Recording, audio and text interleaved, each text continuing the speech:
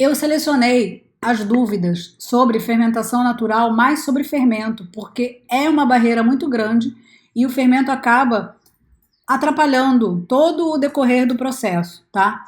Mas é lógico que quem for bem perspicaz e espertinho, pega os conceitos e extrapola para qualquer tipo de pão, mesmo sendo com fermento biológico. Então a grande vantagem de você vir num lugar onde você tem realmente um conhecimento sendo passado e não simplesmente a repetição de uma informação, você consegue usar isso depois como uma ferramenta para o seu dia a dia, tá? Então, olha, eu tenho várias perguntinhas. Eu acho que as minhas perguntas estão. Eu não tenho como selecionar e botar tudo alto, Rodrigo, tudo grande, não, né? Como assim? Tipo, já digitei tudo pequeno. Ah, dane-se. Tem, ué. Aumenta aí a tela. Eu tô aqui fazendo outra coisa. Tô aqui fazendo outra coisa. Não, Rodrigo, você tem que dar o suporte. Então, olha só, gente. Geralmente eu tenho esse quadro, tá? Onde eu vou falando as coisas. E quando eu tenho necessidade, eu escrevo ou não, tá? Então, assim, primeira coisa muito importante. A pessoa está criando o fermento e deu bolor. Mas vocês podem também pensar que tem um fermento e deu bolor. O que eu faço? Eu descarto esse fermento? Gente, o ideal é descartar, tá? Por quê? Porque você está vendo aquele ponto de bolor, aquela colônia, né, aquele champignon, entre aspas, você está vendo. Mas aquela área toda que está em volta, que você não vê efetivamente a colônia grande já, né, aquele algodão, ou aquele ponto preto, ou ponto vermelho que é muito perigoso, que são espécies diferentes de micro-organismos, tá? Eles já contaminaram, eles já microscopicamente contaminaram aquele ambiente todo, e dependendo da patogenicidade do micro-organismo, isso é muito perigoso para a saúde. Então, gente, ignora esse negócio do tipo, ai, tira aquele bolor e usa o resto, bola para frente. Não, gente, não é bola para frente, isso é muito perigoso, tá? Seja numa cultura de fermento natural, seja num alimento na sua casa, ou seja numa cultura de kombuchá. Deu bolor, deu mofo, joga fora, tá? Porque isso tem toxina, você não sabe o micro-organismo que está lá, e então joga fora. E o bolor tem uma coisa muito importante em torno dessa geração do bolor. Eu sei que gera a sensação de fracasso para quem está começando a cultura, mas é um sinal da natureza que está em desequilíbrio. Por quê?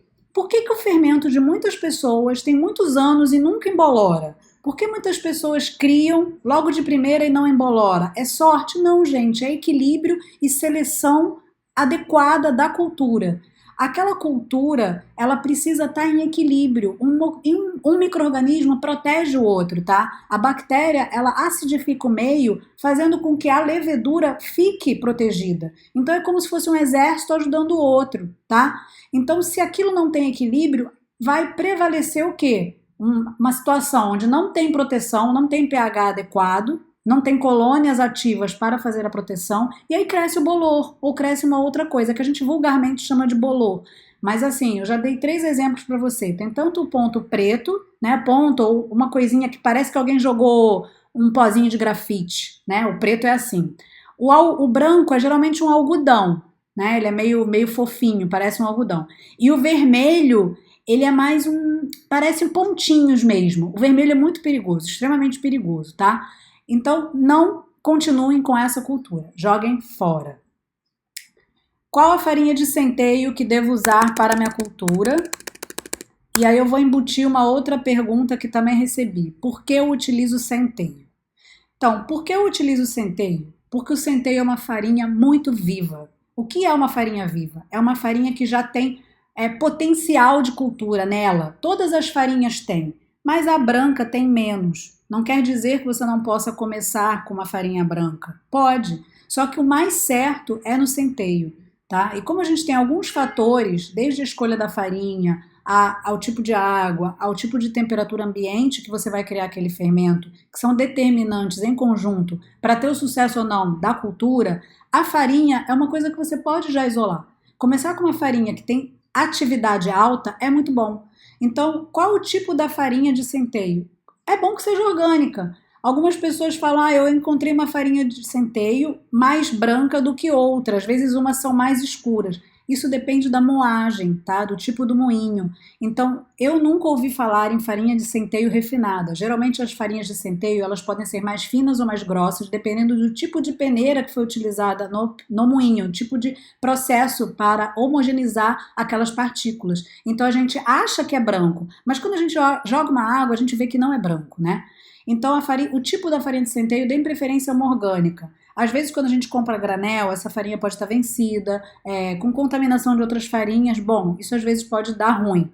Quando a farinha de centeio é muito pedaçuda, eu já vi dar problema também. Então, não precisa ser fininha, mas também não com muitos pedaços, tá? E dá preferência a uma farinha de centeio por causa disso, por causa da atividade dessa farinha.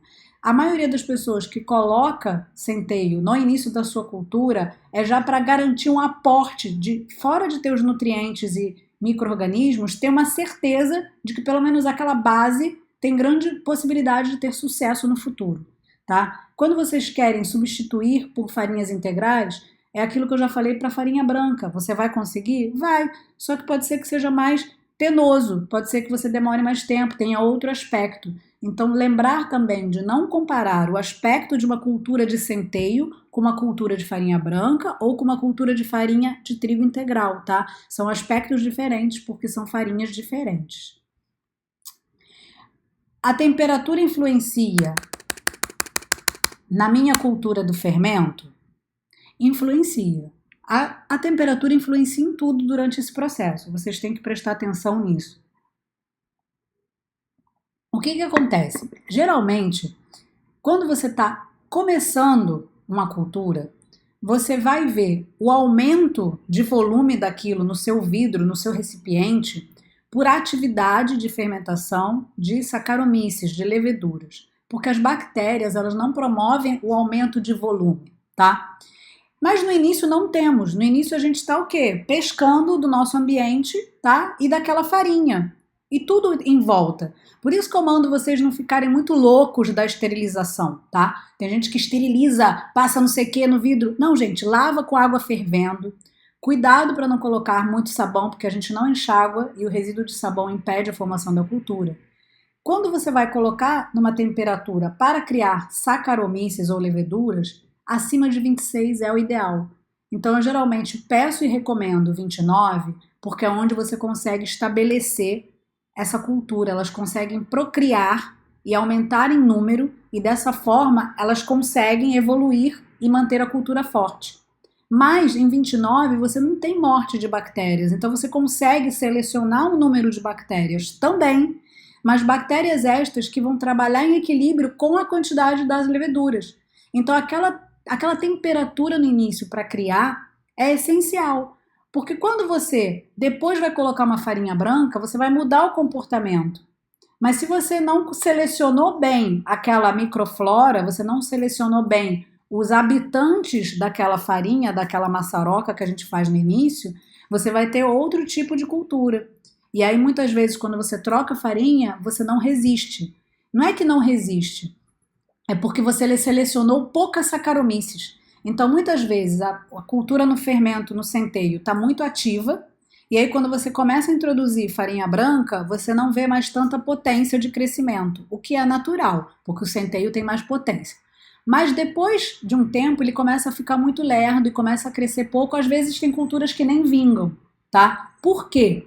Porque não tem muita unidade de Saccharomyces, que é o que vai fermentar, gerando aumento de volume, e aí vocês visualmente olham que está fermentando e deu certo.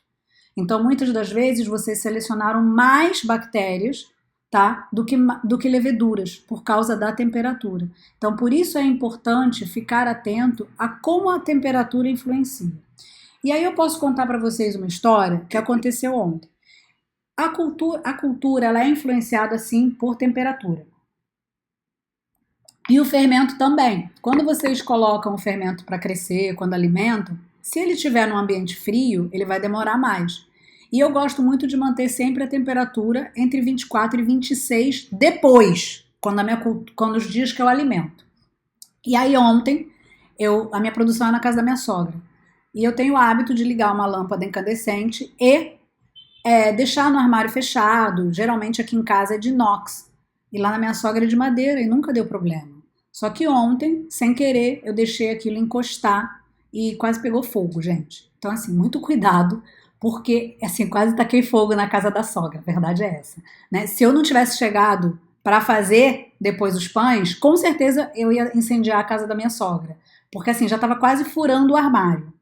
Então, assim, é perigoso a lâmpada incandescente, tá? Então, cuidado com o ambiente que vocês vão fazer. Eu vejo porque os meus alunos, eles fazem mini chocadeira, eles fazem altas coisas, caixa de isopor, mas cuidado, porque essas lâmpadas, se deixadas a Deus dará, como eu deixei ontem, e eu já tenho o hábito de deixar, pode acontecer. Por que aconteceu no meu caso? Porque eu fecho e aí tem um fio, né? Tem um fio que conduz a eletricidade e aí eu não deixei muito fio. Quando eu fechei a porta, a lâmpada rodou e encostou, porque eu estava com pressa. Então, às vezes, a gente, mesmo uma coisa que a gente faz rotineiramente, a gente acaba pecando, né? E assim, eu ainda ganhei um presente da minha sogra, ela ainda me deu uma bolsa. Então, pra vocês verem que eu sou muito legal, né? Tipo, quase sacaneei a casa da sogra e ainda ganhei um presente. Mas assim, já nessa pergunta da temperatura, já respondo coisas que vocês sempre trazem à tona. Do tipo, está frio, meu fermento não cresce. Aqueça o ambiente, tá? Mas a temperatura influencia tanto na cultura como depois na sua velocidade de crescer ou não crescer, tá? Ele é diretamente influenciador do fermento. Assim como no pão também, né? Que a gente vai ver mais adiante. Qual a diferença? Aqui é um exemplo, né, da pergunta, porque ele poderia ter perguntado 1 para 1 para 1, poderia ter perguntado várias coisas. Qual a diferença de 1 para 2 para 2 para 1 para 2 para 3? Que é o que a gente abrevia quando a gente quer falar a seguinte coisa. Geralmente, né, a gente tem uma parte da cultura, que vocês podem chamar de mãe, de bicho, as pessoas dão nomes. No caso aqui, seguindo o exemplo dele, duas partes de água, duas partes, é isso, de farinha. No caso do 1, 2, 3, a gente teria o quê? Vou botar aqui do lado com outra cor. Uma parte da cultura, duas partes. Poxa, o troço não quer ir para cor, só porque eu tirei. Duas partes daqui e 3 partes. Ah, mas isso é uma coisa muito simples. A minha mãe sempre falou que por trás das perguntas simples existiam respostas muito mais importantes do que a sua mente pode imaginar. Quando a pessoa tem a dúvida de qual a diferença, não é simplesmente dessa nomenclatura. Aqui eu comecei pelo básico. A pessoa quer saber realmente em que isso impacta. Eu fazer 1 para 2 para 2, 1 para 2 para 3. Se vocês pararem para pensar, aqui sempre temos uma parte, né? As duas partes de água igual. E aqui no nosso exemplo, a gente está variando a parte da farinha. Ora, se eu estou dando mais farinha, esse levanta mais firme, já começa por aí, né? A gente tem menos água, ele é mais firme. Se eu estou dando mais água, eu tenho maior velocidade de reação química. Logo, provavelmente, eu vou ter mais atividade no primeiro do que no segundo. Se eu tenho mais farinha e menos água, é natural que eu tenha mais substrato e provavelmente a população da Saccharomyces fique mais feliz, porque tem mais alimento para ela. E uma vez que ela cresce na companhia de temperatura ideal e alimentação, é natural que se eu tenho mais substrato, ela vai gostar mais. Então, assim, isso tudo é muito particular. Existe também a possibilidade da gente ter 1 para 1 para 1 e tá tudo bem, não tem problema nenhum, tá? O que vocês têm que ter é o hábito de se acostumar com alguma dessas diluições, tá? Alguma dessas maneiras. Não são só essas, você tem diversas formas de diluir o fermento ou de trabalhar com o fermento. E aí, uma vez que vocês criam o hábito, vocês vão ter um padrão no pão de vocês. Então, a diluição pouco importa, gente. A verdade é essa. Interessa você ter um padrão. Se você cada hora testa um, cada hora você terá uma surpresa, será uma roda gigante a sua vida. Então, se você não quer viver na roda gigante, eu pelo menos detesto, eu prefiro fazer no início, escolher o que eu gosto mais e pronto, eu sigo nisso. Não é o fato de você fazer uma diluição vai te dar um melhor resultado do que a outra.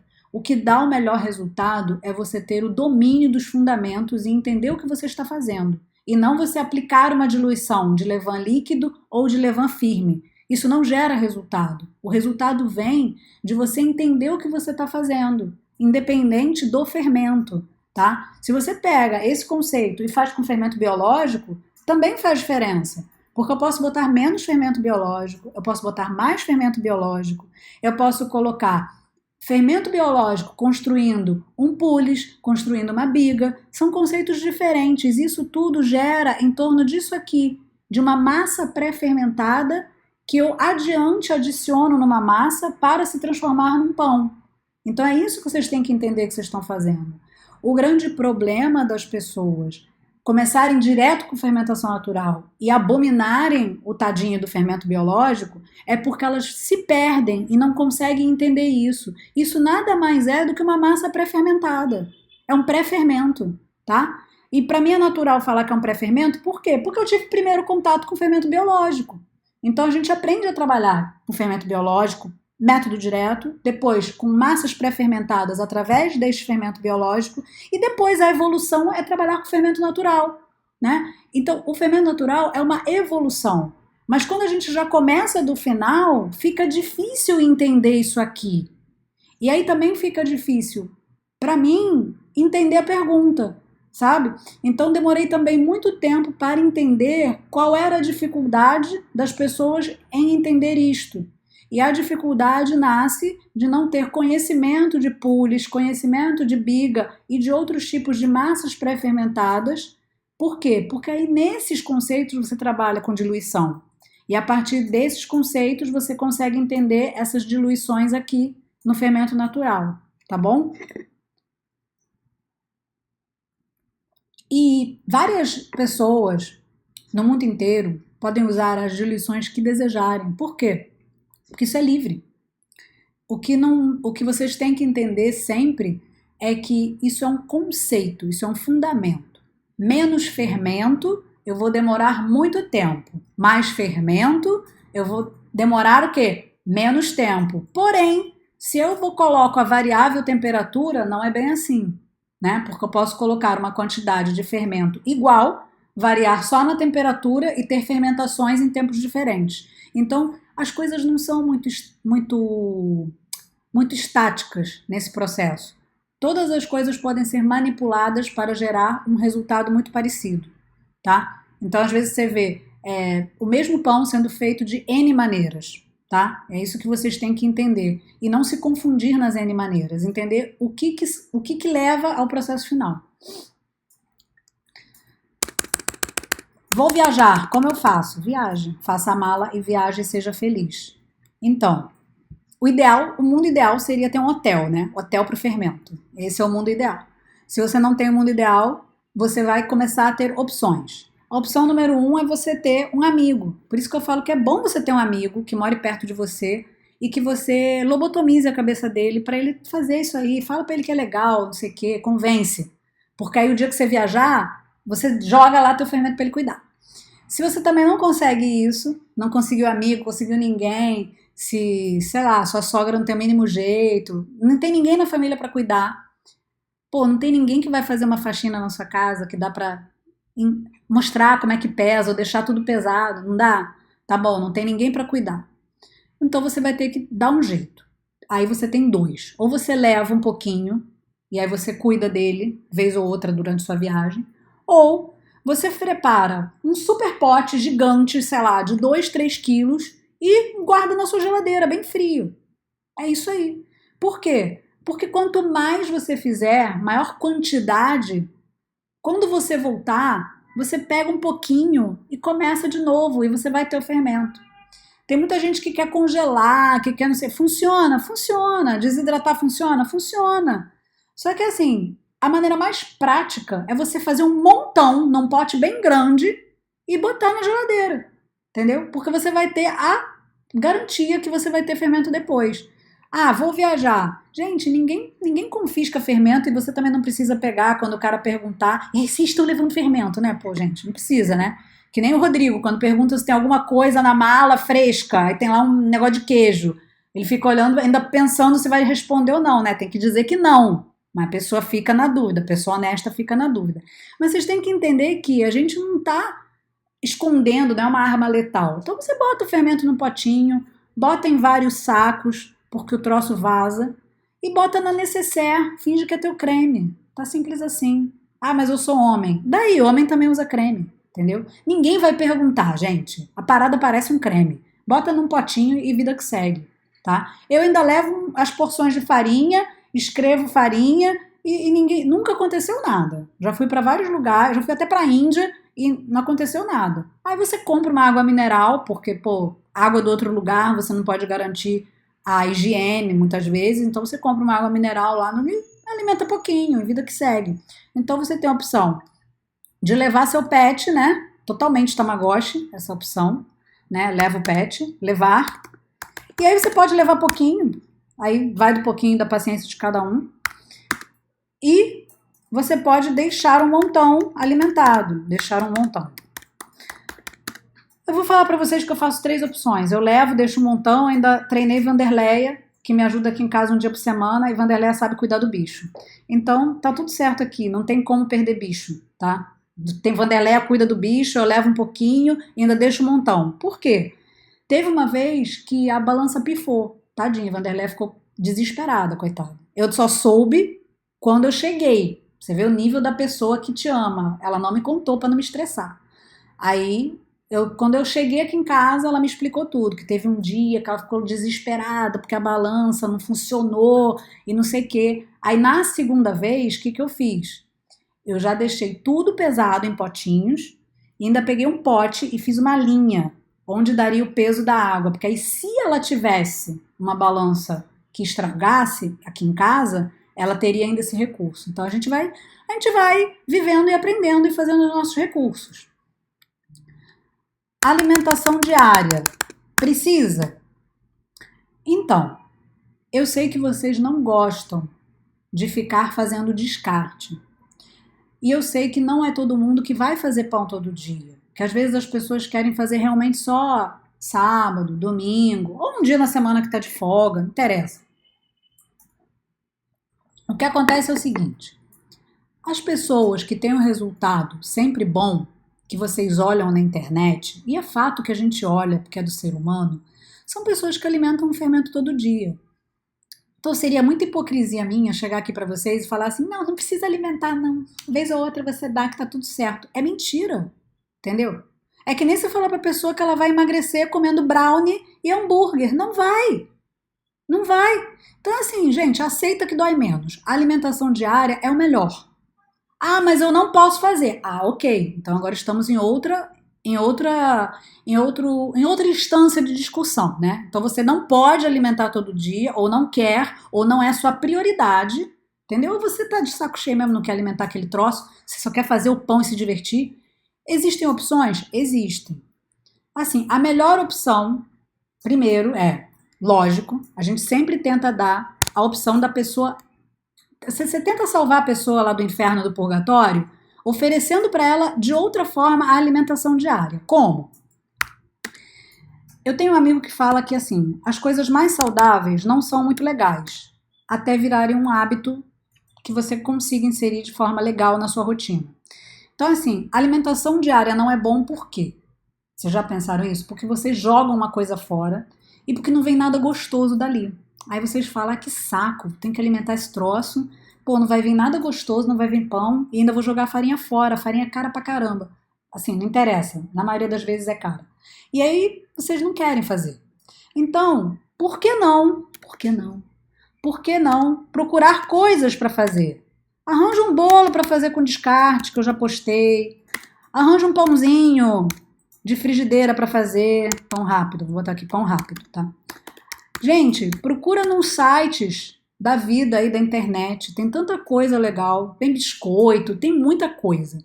O que vocês têm que entender é que isso seria um descarte, que vocês perderiam. Logo, se vocês começarem a testar receitinhas de descarte, primeiro, é uma coisa muito boa, porque vocês vão otimizar, vão conseguir alimentar mais vezes durante a semana e ainda vão conseguir fazer coisas gostosas sim, porque tem muita coisa maneira feita com descarte, tá? Que nada mais é que uma massa pré-fermentada de muito tempo. Logo, quem faz outros tipos de pão que utiliza fermento biológico pode usar esse descarte e fazer a conta lá matemática e abater da sua massa. E por que não agregar esse sabor, né? Que muita gente na França faz assim, gente. Não se perde nada. Então, a alimentação diária, a primeira solução é isso. Tipo, tenta fazer diário, tentando fazer coisas legais. Tem panqueca, tem muita coisa que dá pra fazer. Só vocês quererem, deixarem de ser preguiçosos. Não quero fazer nada, sou preguiçoso mesmo, tô nem aí porque você pensa e não quero fazer isso. Quero que você me fale o que eu quero fazer, o que eu tenho que fazer. Então, vai fazer pão no sábado. Sabão não, sábado. Vai fazer pão no sábado. Teu fermento tá lá jogado desde o outro sábado na geladeira, tá? Não fica achando que você vai dar uma farinhazinha lá para ele, nem que seja Manitoba, e que ele vai ressuscitar bonito como Cristo. Não vai. Então, o que você vai fazer? Se sábado você tem que fazer pão, sexta-feira você já coça, levanta da cadeira, se coça, e vai para a geladeira na sexta, tira o fermento e alimenta como se você fosse fazer seu pão. Do jeito que você faz. Alimenta. Cresceu, porque aí você pega esse momento lindo, faz na sua casa, quando você está em paz. Não faz na sexta-feira de manhã correndo antes de você ir para o trabalho, tá? Faz quando você volta, tá? Sextou. Então, antes de ir para o sextou, alimenta, coloca lá na bancada, deixa o bicho crescer. Quando você voltar lá do sextou, da night, você joga ele de novo na geladeira. Ou se você está em casa vendo seu Netflix, quando ele crescer, você guarda na geladeira. No sábado, você pega aquele fermento que cresceu, tá? Alimenta e aí dali você vai fazer teu pão. Entendeu? Então não é para você fazer 2 alimentações na sequência no sábado ou no dia que você vai fazer o pão, tá? Você deixa aquela cultura, dá uma respirada, uma oxigenada, a galera crescer, entendeu? As pessoas ressuscitarem de lá, né, do Walking Dead que estava praticamente lá. Então você ressuscita aquilo. Se você não faz essa manobra, se você só quer fazer o pão direto no sábado, você vai perder mais tempo. Tem muita gente que recomenda fazer uma alimentação dupla e está tudo certo. Depende, né? Tá tudo certo se tu quer perder o dia inteiro esperando esse fermento crescer. Então eu acho melhor você picar, né? Usar a cabeça. E aí você faz na sexta, ainda gera aquela aroma, sabores, complexidade, no dia seguinte você continua, tá? E aí você tem seu pão alimentando o quê? Uma vez praticamente, né? Não dói nada. A sexta-feira nem fez cosquinha, né? Você ia ficar em casa mesmo, você ia sair, ter que passar em casa para tomar banho, o que custa alimentar o sujeito, né? Não custa nada. Então, vocês não têm a criatividade para resolver o probleminha. Qual a temperatura ideal para alimentar o fermento? Isso tem muitos desdobramentos. Por quê? Porque eu sei que existem várias temperaturas de moradia para o fermento. Eu guardo o meu numa adega a 16, 18. Tem gente que guarda numa geladeira que está a 4 graus, geladeira do Polo Norte. Tem gente que guarda numa geladeira que está a 7 graus. Vai vendo que tem várias temperaturas de geladeira e de casa de fermento, né? Casa, moradia. Então, minha geladeira, minha vida, né? É o troço do fermento. E aí, o que acontece? Quando você pergunta isso, qual a temperatura ideal para alimentar o fermento, é porque vozes malignas da internet falam que você deve tirar o fermento e esperar que ele fique em temperatura ambiente. Não diz qual. Tipo, se tá no deserto do Saara a 57 graus, imagina esperar de 7 graus da geladeira até 57 do deserto. Vocês têm que pensar nisso, gente. Então, assim, temperatura ideal para alimentar o fermento, pensa o seguinte, você está tirando da pior situação, uma geladeira 4, 5 graus. A sua água do filtro geralmente está em torno de 17, 20, 24 quando está fresquinha. tá? É porque a gente não tem noção disso, a gente não se atenta a ficar medindo a temperatura da água. E quando você está num lugar muito quente, como é meu caso, a gente tem que ter cuidado, que às vezes sai fervendo do filtro. Então, aí você também não vai usar. Então, assim, pegou uma água de 24, 20, com a sua farinha, que também está por volta dessa temperatura, só de fazer a mistura na hora da alimentação, a temperatura daquele fermento já sobe. Porque você não pega muito daquela temperatura de 5 graus que ele estava. Então a tendência é você fechar com uma massa aí crítica, tá? Em torno de 22, 24. E dependendo da cidade, vai estar mais quente ou não, porque só de ficar no ambiente, fazer essa mistura, essa movimentação, né, para fazer a homogeneização das coisas, você já eleva a temperatura. E aí, somado a isso, se você propiciar um ambiente entre 24 e 26, fechou. Então, não tem dor nisso, tá? Tem a entender que a temperatura ideal é a temperatura que você vai aprender a controlar. Se você pega e fica esquentando a aguinha, esquentando... Gente, isso não existe. Ah, de esperar chegar em temperatura ambiente. Como assim? Que temperatura? Imagina o povo que está lá no Canadá, que está 7 graus. Pô, vai esperar chegar na temperatura, babou, né? O cara do Canadá tem que aquecer. Entendeu? Inclusive tem que rezar para a casa dele suportar o inverno, né? Dependendo de onde ele mora no Canadá. Eu gosto de usar o exemplo do Canadá porque tem uns lugares lá que são inóspitos mesmo frio, né? Não rola. A pessoa tem que pensar mesmo se ela quer fazer pão. Preciso tampar meu pote? Precisar, eu acho que precisa. Sabe por quê? Porque quem fica com paninho é kombucha, tá? Fermento natural fica tampado. Esse negócio de paninho no fermento é assim, fatal para contaminar. Aí o fermento precisa respirar. Aí na geladeira ele vai fazer o quê? Gente, relax. Assim, a quantidade de oxigênio que você bota lá tá suficiente. E outra, os micro-organismos, eles têm trabalho dual. Tem uma hora que ele não fica mais no oxigênio, ele fica anaeróbio. Então por que tem que ter o paninho, gente? Assim, pensa, não tem que ter paninho se a parada depois fica no anaeróbio. Pra quê? Entendeu? Paninho, oxigênio. Fica você dentro do pote com paninho. Entendeu? O bicho não quer paninho. Agora o kombucha quer. A cultura do kombucha quer paninho. É outro tipo de cultura. Ah, mas quando eu começo a criar o fermento, não tem que botar paninho? Cara, tem uma facção aí que gosta do paninho. Por quê? Porque diz que assim vai contaminar com o ambiente. Gente, só a manipulação de você pegar a farinha, pegar a água, misturar antes de jogar num pote para iniciar a cultura, já foi suficiente para contaminar aquilo. Não é o fato de estar com um paninho lá que vai ajudar a contaminar. Então se liberta disso, porque a contaminação existe. Nascemos contaminados, entendeu? Principalmente quem nasce de parto natural, tá? Então assim, a gente tem mania de, ao mesmo tempo, querer contaminar as coisas quando nos é conveniente, mas tá lá o Protex no banheiro, tá lá o álcool gel na mão. Existe contradição, né? Vocês percebem? A gente quer contaminar quando aí assim, tu lava a mão com Protex, usa álcool gel e não consegue criar o fermento. Por que será? Porque você não tem nem microflora na sua mão, de tanto que você remove os micro-organismos, passa igual um pisse com um monte de produto para limpar tudo. Sim, limpe com moderação as coisas, não precisa ser porco.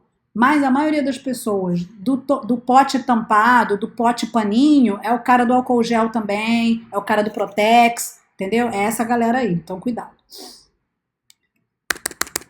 Existe diferença, não é de Levian, é Levan, tá? Porque esse computador aqui é do Rodrigo e ele não gosta de Levan. Existe diferença de um Levan de 10 dias para um de 30 dias? Não e sim. Vamos extrapolar aqui para um de 50 anos. Praticamente, não, vamos botar um de 150, né? Um ancião. Porque eu já recebi essa de 150 anos também. O que acontece? É assim como nós, a diferença é que um é jovem e o outro não. Mas será que é isso mesmo? Não. Toda vez que você alimenta, a cultura se renova. O que acontece numa cultura de 10 para 30 dias é que ela está mais estável, tá? Agora, depois de 30 dias, um mês, a diferença para de 150 é rosca. Ai, mas o Levan do Moinho tem 150 anos. Gente, Se o cara criar lá no moinho, o fermentinho dele do zero, depois de 30 dias vai estar tudo igual. A galera vai estar toda estável. Então, assim, não se fixem nisso, tipo, ganhei uma muda de um fermento de 150 dias. Se você fizer essa alimentação zoada de não alimentar todo dia, você vai perder todas as características. Fora que se você não morar no mesmo lugar desta pessoa que te deu a muda, já babou também. Nunca será. Nunca será igual. Verdade é essa.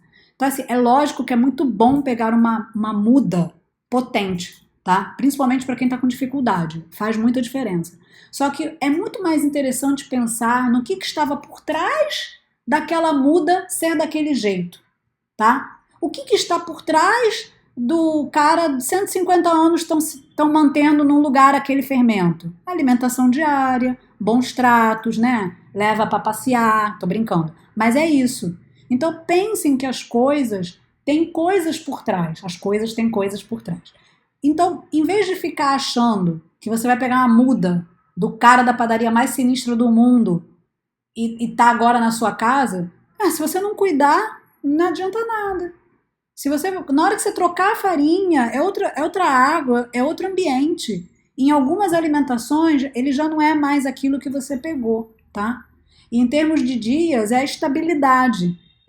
No início, existe uma variação ainda dessa cultura. É pouca, mas existe. Depois de um tempinho, aí sim ela já vai ficando mais estável, tá?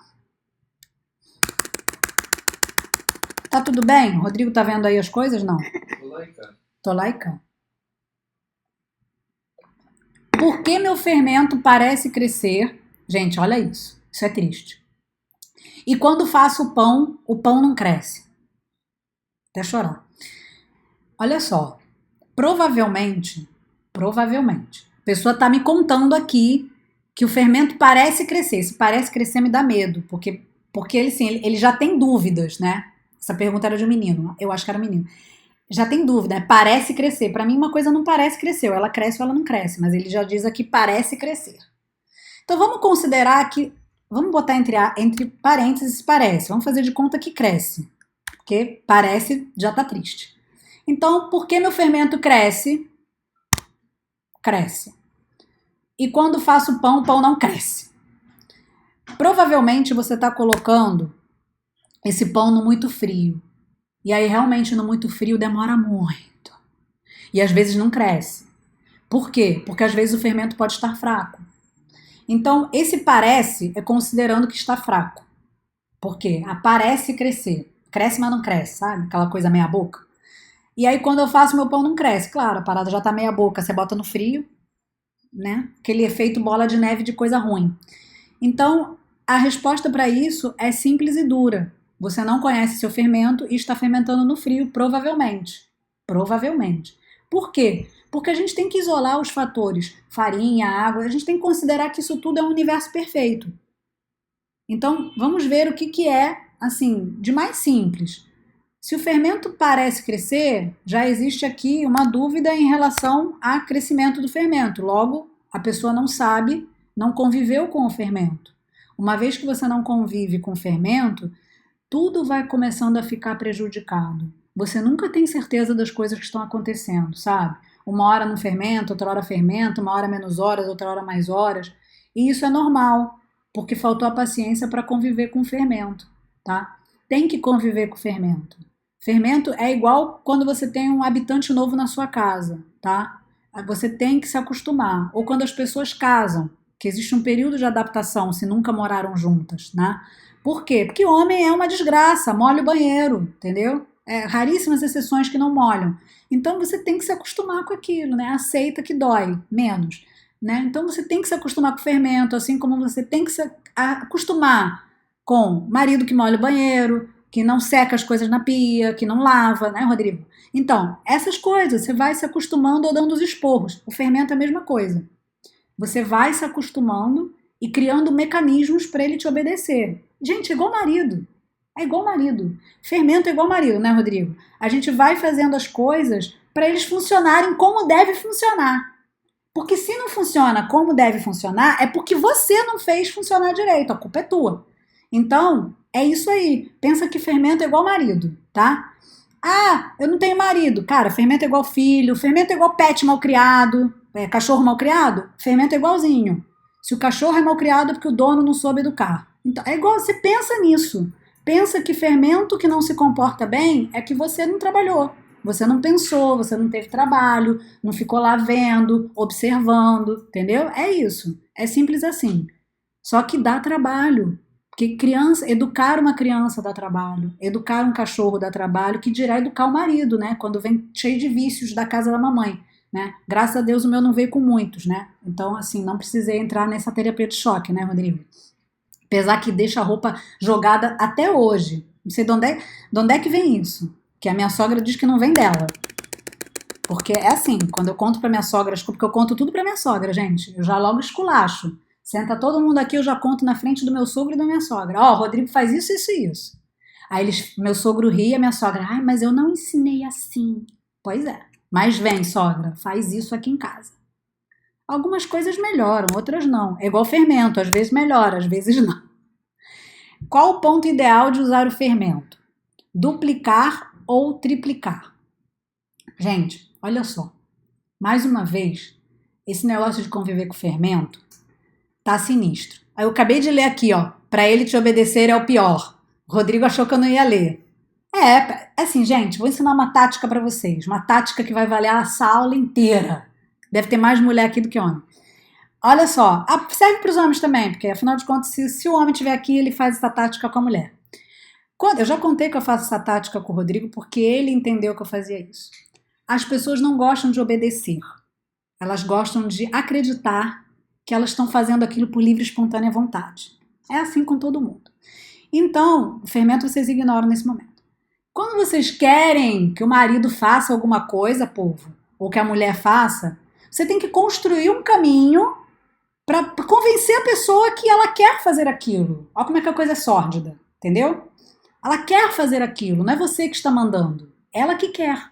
Então, a grande sutileza do negócio, do casamento funcionar, dos relacionamentos, é quando uma das partes faz isso sem que a outra perceba. Porque dar ordens é muito fácil, irrita o casal, né? Irrita quem está recebendo a ordem.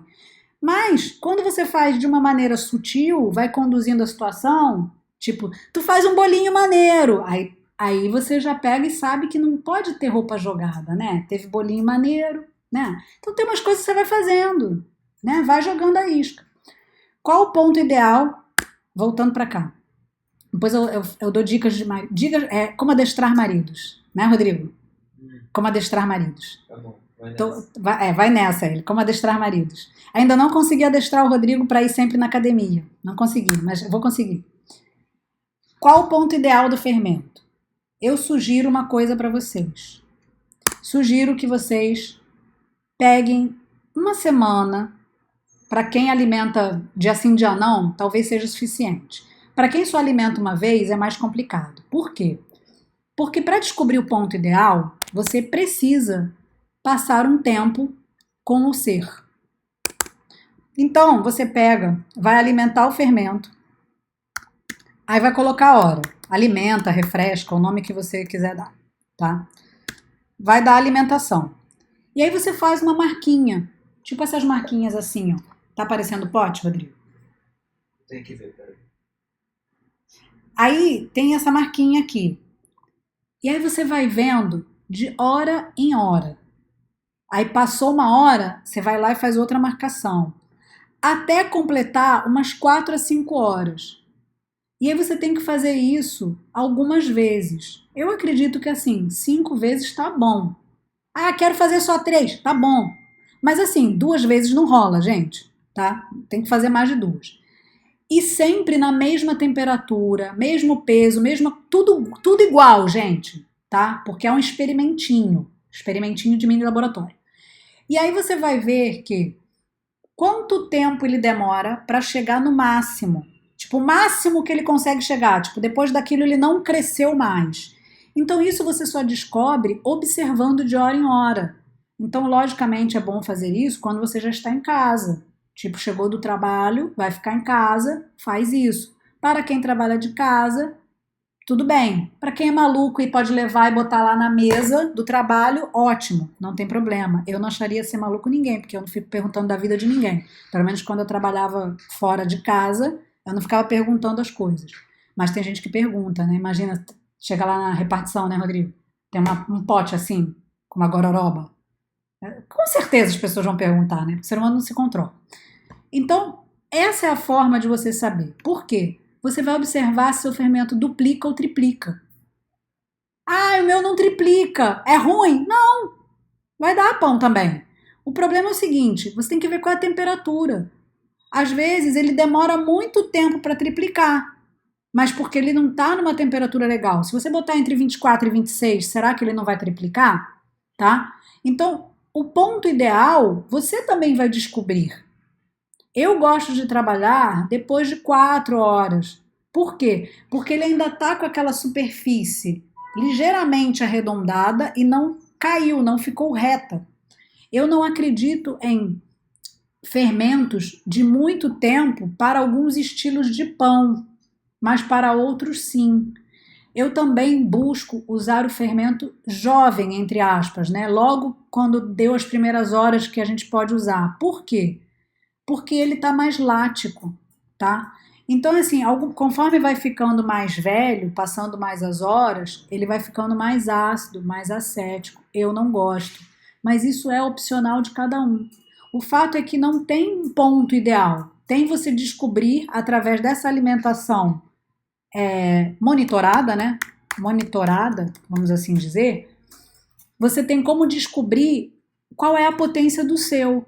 Mas lembrando em controlar a temperatura que ele tá e lembrando também em sempre estar com a água na mesma temperatura, farinha, tudo. Porque aí sim você tem um parâmetro, que não adianta nada. Um dia estava 15 graus, no outro dia estava 35. Aí não tem parâmetro, tá? Entenderam? Então não se fia nisso não. Que às vezes a pessoa fala assim, ah, o meu fermento triplica, ele é mais forte que o seu. Dane-se. Você tem que falar isso, dane-se. Tipo, não perguntei nada pra você, amigo. Né? Inclusive não tô querendo nem saber do seu fermento. É porque tem um povo aí que é chato. Gosto azedo vem do fermento natural? Pois é, né, gente? É uma massa azeda pré-fermentada. Logo, tem um gosto azedo. Só que o que é azedo pra mim pode não ser azedo pra você. Paladar é uma coisa muito, como é que eu vou explicar? Muito particular. Tipo, eu gosto de deixar um final de café frio. Por quê? Porque aí eu sinto tudo do café. Inclusive se eu errei. Mas paladar, Rodrigo toma café pelando. Por quê? Porque o Rodrigo não sente gosto de nada. Não sente, né? Quem toma café pelando não sente. É igual a cerveja sub-zero, é igual ao vinho fora da temperatura, é a mesma coisa. Então, o gosto azedo do fermento é particular de cada um. Então, fica muito difícil responder. Assim, que vem do fermento, vem, ok. Mas, às vezes, existem alguns pães feitos com muita farinha de centeio que também tem um azedinho, que é do centeio. Alguns pães que têm mais farinha integral de uma determinada variedade que também tem esse azedinho. Então, alguns sabores também vêm da mistura de farinhas, tá? Então, o gosto azedo vem do fermento natural? Assim, 70% sim. Os outros 20% podem advir das farinhas utilizadas também, tá? E do processo. E o que acontece é o seguinte, muitas pessoas têm fermentos que quase não alimentam. Então, eles já têm como característica ser mais azedo e ácido. E isso deixa o rastro para o pão, sabe? Então, a solução é alimentar mais, fazer com mais frequência, mesmo que seja o descarte. Eu costumo falar, alimenta e joga fora sem pena.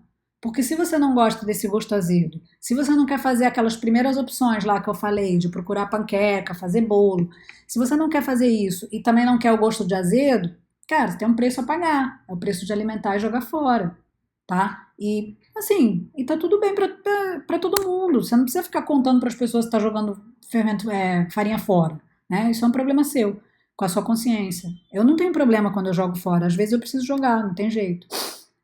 Então, assim, gosto azedo vem do fermento? Para fechar. Sim e não, né? Já sabem que sim e não, vem e não vem. Como posso remover esse gosto de azedo? Remover 100% não dá, gente. Ele tem um leve azedinho.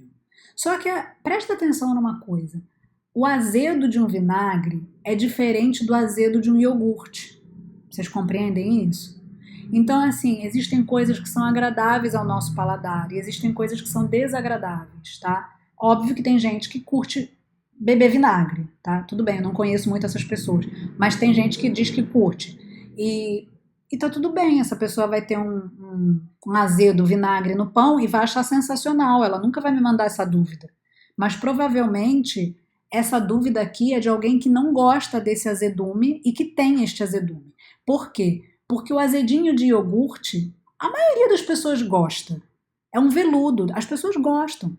Então, não é o que fere. O que fere é o outro tipo de azedo, é outro tipo de atividade bacteriana, que vem de outro tipo de trato com o fermento natural, e até mesmo com tempos de fermentação e temperaturas, tá?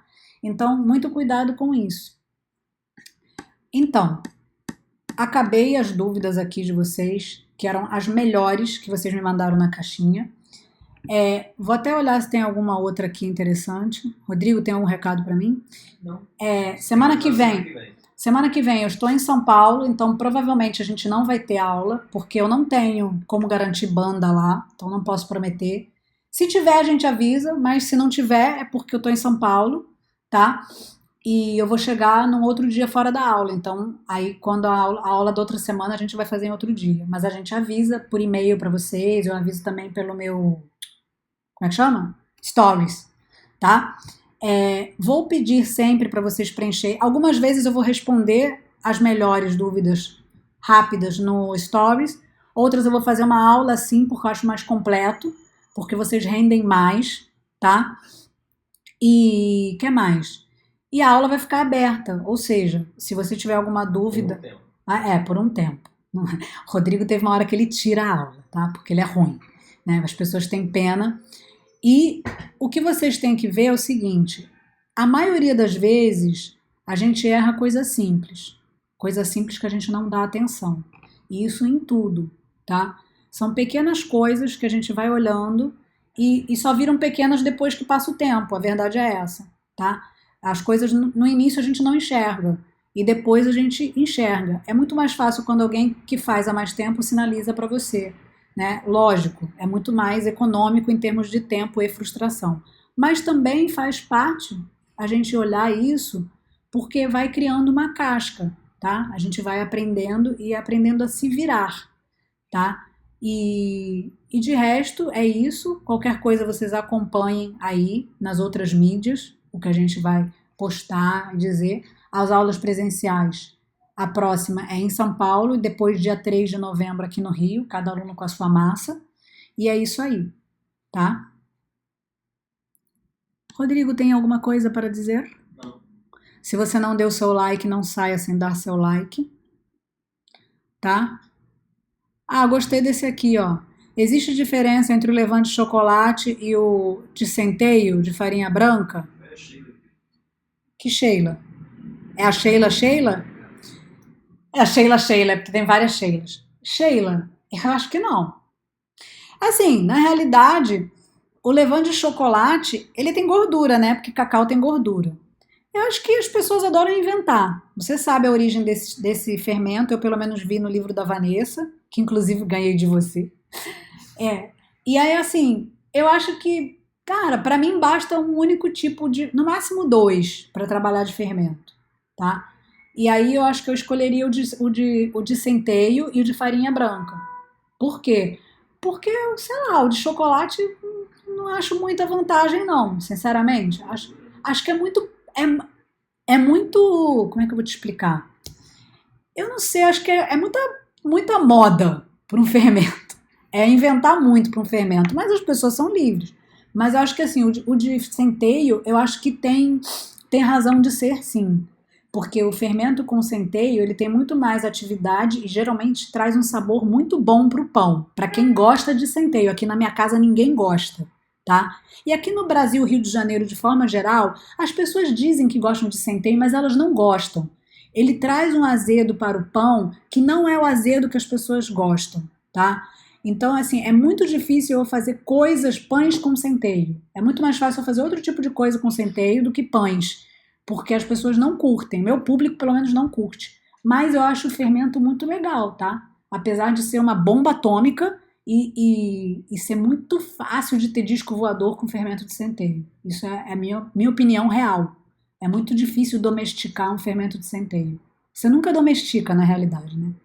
Ele é sempre uma gangorra, vamos assim dizer. O que está dentro da minha caneca? Café. Tá? É isso. Vou ver se tem mais alguma outra coisa aqui. Lá, lá, lá. Acho que é isso, gente. Vou finalizar aqui, dizer Maria tchau pra Pitt você. quer te ver. Quem? Quer te ver em São Paulo. Quem? Ela é do aluno do Netflix. Quem? Maria Pitt. Vai, gente, eu vou marcar um encontro em São Paulo. Eu vou ver como é que é o dia, como é que eu vou. É assim, eu preciso ver como é que eu vou ficar no final dos dias que eu vou estar lá, porque eu vou para fazer umas aulas. E aí, dependendo da. Porque São Paulo é bizarro de trânsito, né? Então eu não sei bem. Eu vou perguntar para os meus amigos lá de São Paulo qual o dia melhor, que tem menos trânsito, porque eles sabem bem isso, né? Quem mora em São Paulo sabe. E aí eu vou marcar um lugar, não sei se no Coffee Lab ou na Vila Pano mesmo, aí eu tenho que falar com a Renata, né? Porque acho que é melhor um lugar que fica aberto, né? Vou empatar a vida da Renata, coitada. Né? Imagina, quer fechar a loja, tem lá um bando de gente. Então, vou fazer um encontro, né? Marcar de encontrar com os alunos, porque é bom. Até para quem quiser uma muda do fermento também me avisa, tá? Porque eu vou levar. Tá bom? Então, beijo para vocês. Falem para as pessoas, consigam um amigo para fazer pão. Porque aí vocês deixam lá o bicho. Então é isso, Rodrigo. Pode fechar aqui nossa transmissão.